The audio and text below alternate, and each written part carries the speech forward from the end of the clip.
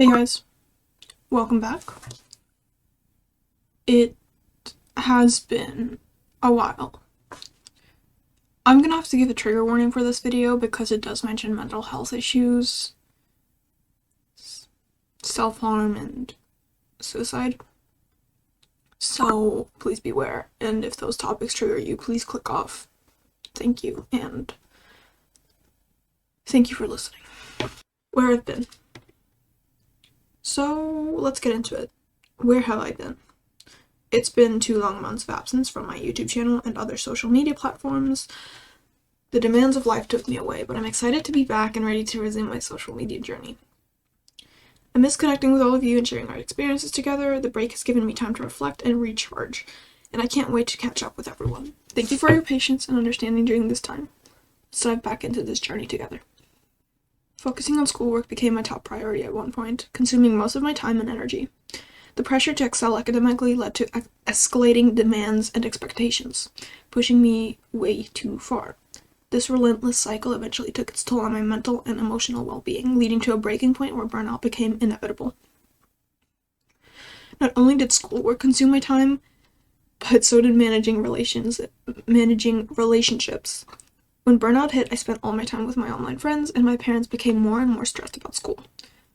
I'm currently in 9th grade, and it's important that I study enough to pass my exams and get into high school. Eventually, conflicts became an issue. The conflicts with my parents added an extra layer of stress to an already overwhelming situation. Understanding their perspective and finding a middle ground became increasingly challenging in the midst of academic pressure and personal struggles. After reaching my breaking point, I found myself in a dark place where the idea of ending my life became a haunting reality. This led to a pivotal moment that changed the course of my journey. Hospitalization for my mental health crisis. I was first admitted to the ER to get my wound stitched. The main problem was the wound inside of my wrist. After that, I laid in a hospital bed for around a day and a half before staff came, took my things, and escorted me to the mental facility. I spent 7 days there, which is a short time, but I got better quickly and was released.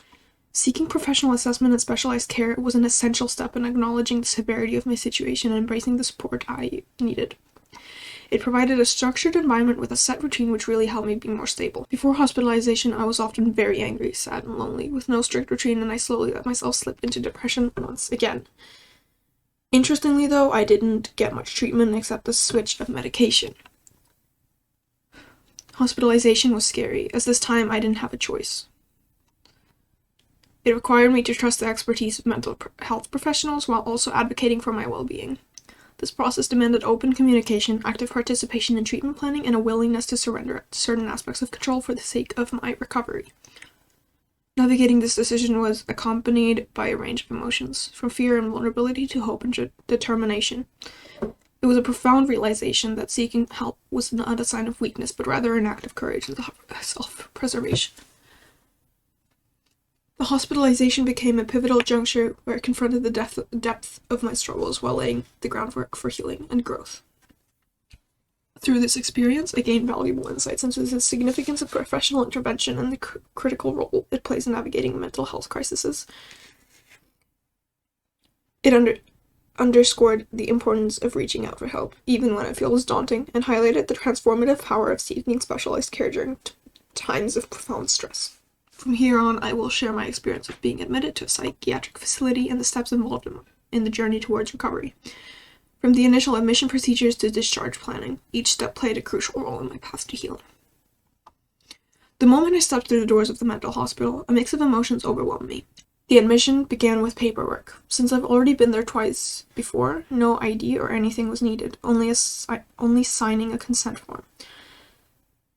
It was important for the staff to gather all relevant information to ensure they could provide the best possible care.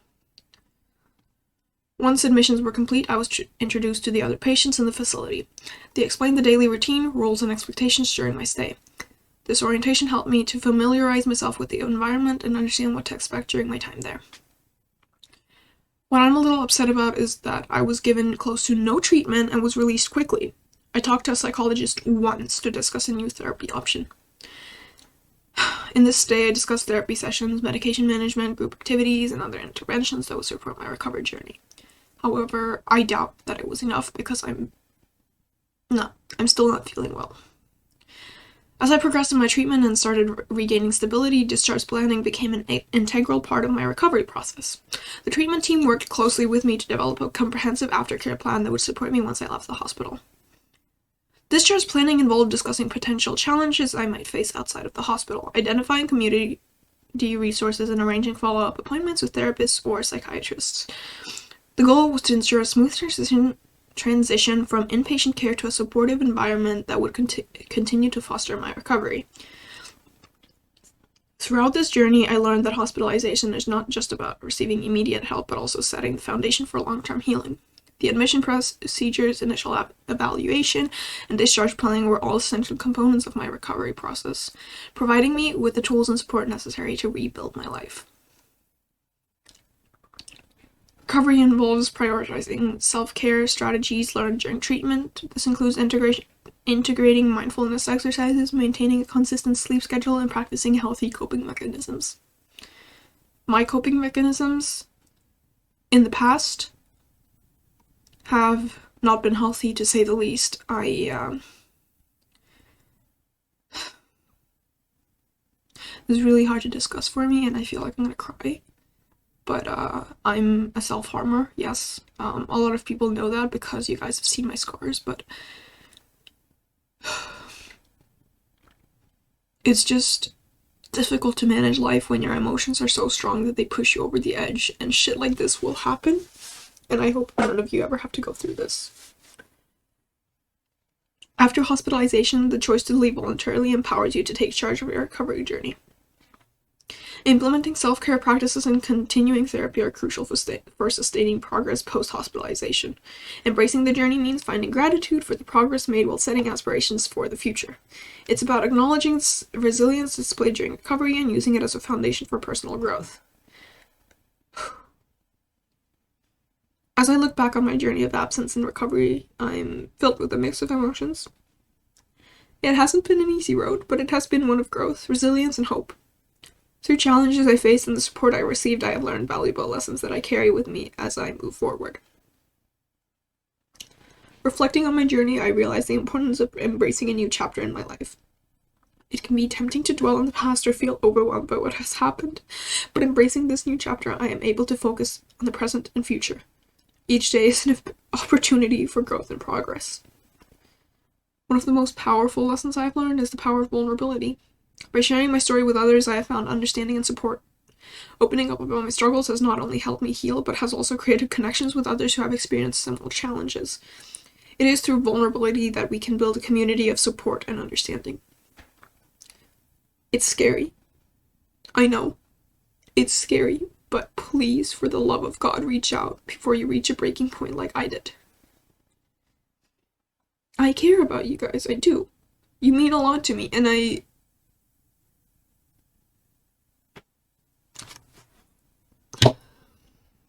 it's hard to explain, even though it's just through screen, but you guys mean so fucking much to me. You're one of the reasons I'm still here. When I did try to end it, I thought about my family, my friends, you guys.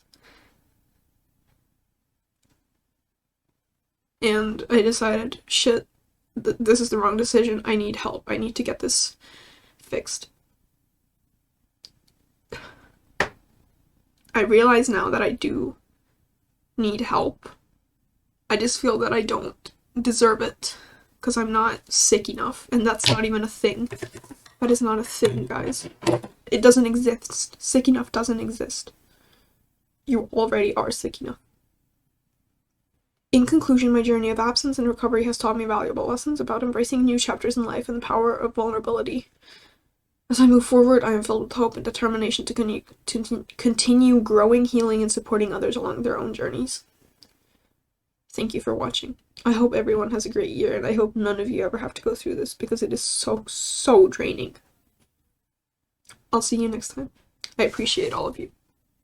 Thank you for being here.